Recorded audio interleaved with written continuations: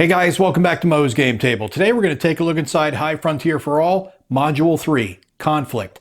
This is an expansion designed by Justin Gray and Phil Eklund and published by Ion Game Design. I've already covered the first two modules on the channel, and now today we're going to look at Module 3, which fellow war gamers are definitely going to want to check out. Conflict, it's all about war. Here we're going to be able to have open conflict with our opponents, and we're going to engage in combat. So let's take a look at the back of the box and see what this expansion is all about. The High Frontier legacy of simulating personal and human gains allows a vision of a war of independence based on the ideological and economic issues motivating each soldier, issues far more long-lasting than resources or territory. Unlike a traditional war game in which you dutifully fight for an assigned side, here you are thrown into a dark forest of centralized regulations and corrupt bureaucrats, rife with heroic battles, capitulation, blackmail, cowardice, treachery with the enemy for personal gain. Will you execute your POWs, drop really big rocks on civilian targets, or become Benedict Arnold?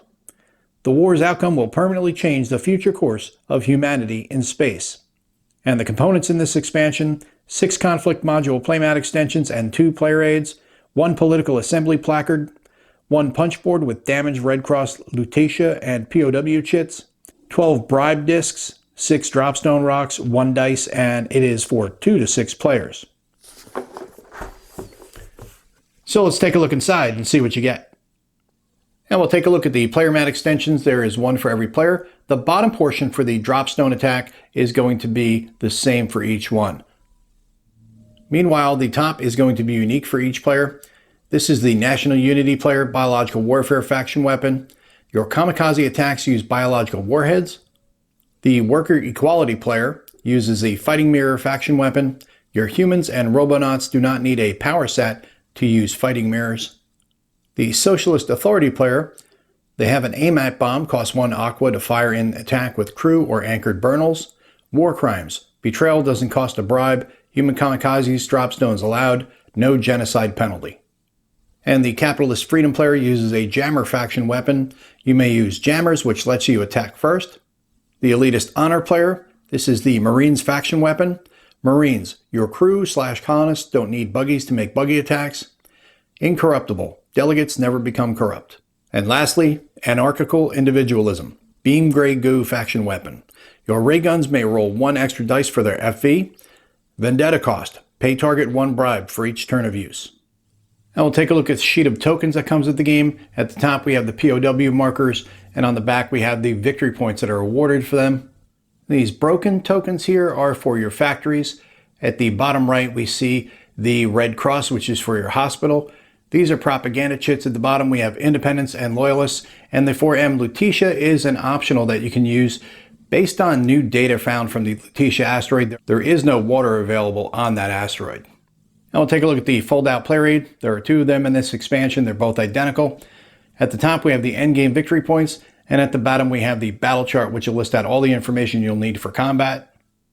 And on the back we have the tables for the different situations you'll face in the game: war anarchy restriction, war anarchy effects, combat sequence, propaganda, vendetta, suborned corruption, isotope monetization, and then minor profession ET home burnals, and expanded freedom to roam. And next we have the political assembly, which is the same as found in the core game. There is now an additional bit for war restrictions, as well as for the propaganda chits, which will go around the board. And this will indicate which ideologies support loyalists and which will support independents. And we'll take a look at the bits that come with the expansion. On the left-hand side, these are the bribe discs. These represent grudges and blackmail and can be traded or negotiated between players only during peacetime. During war or anarchy, they're used in 3 ways: to start a vendetta, create a truce, or to corrupt a delegate. In the middle, we have the dropstone gems. These represent a rocket-powered boulder or iceberg that is sent flying into a target with the help of gravity assist from a flyby. And lastly, on the right-hand side, these were add-ons.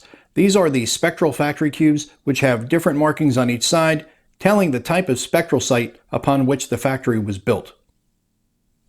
Now we'll take a look at the rules that come with the expansion. This is a 43-page rulebook. Starts off explaining to you about Module 3. And then we have the Module 3 components, the Module 3 setup, and then the rule changes to both the core and then Modules 0 through 2 that this module will create. Playmat and political assembly, which we've taken a look at. The propaganda, how that's used. The expanded freedom to roam treaty. Isotope monetization. War of Independence outbreak. What happens if war or anarchy breaks out after you do your war outbreak roll? What's the difference between war and anarchy? War or anarchy, again, continues here on 3D. Then we get delegate corruption and suborning, petition to evade restrictions, war, anarchy, restricted operations, war, anarchy, restricted abilities and free actions, and then faction weapons, which we've looked at when we were looking at that player mat extension. Dislodge, when you're going to take your dropstone and drop it on somebody and ruin their day. That explains how to use that dropstone stack. Then we have different types of dropstones here. Frostline dropstone.